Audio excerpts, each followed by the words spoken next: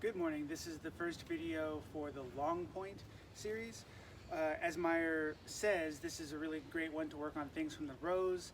The first one is nice and short, which is great because I'm a little tired this week, but we'll talk about the play and some things that I find myself kind of instinctively doing in training and sparring, and then how I drill it on the pelt.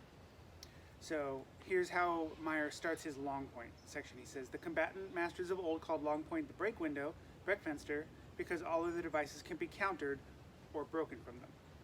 Now, although one can sufficiently deduce from the devices I've already taught what one shall execute from this posture, based on similar ones, I will show something about it through example, since the Longpoint is the end of all binding.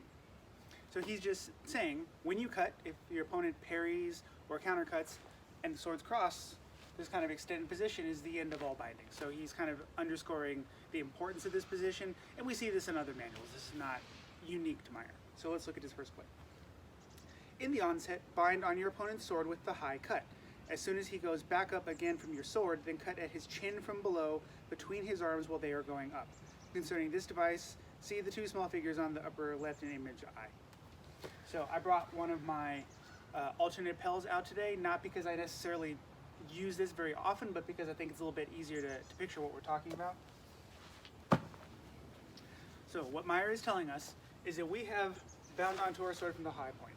So the opponent is essentially mirroring us. They're going to come up off of our sword to cut again.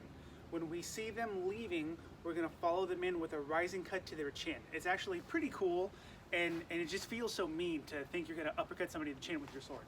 So I brought my sword bot here so that we can kind of picture this a little bit better. So the shorthand is cut to long point, follow them with a rising cut to the chin. That's the whole play. So when I'm doing this to the pelt, I will start at any high guard I want, any cutting guard, and I will step forward and cut. And I'm going to picture them pulling back up. And I like to use a slight gather as I come in under, and I'm looking to hit them in the chin, into the face. So step to the long point, cut underneath to the chin.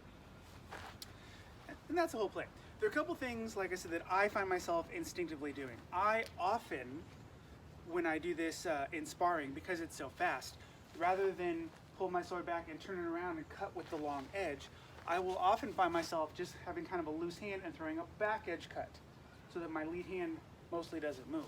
So rather than cut and roll under with the lead edge cut, I often find myself cut and just coming straight in with the back edge. So the mechanics are pretty similar.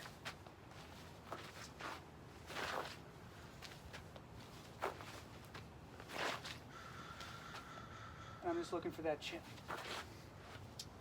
The other thing is, although Meyer doesn't discuss the footwork, I pretty much always gather in because my opponent is pulling back. I want to chase him in a little bit. I'm going to have slightly better structure to inhabit that space.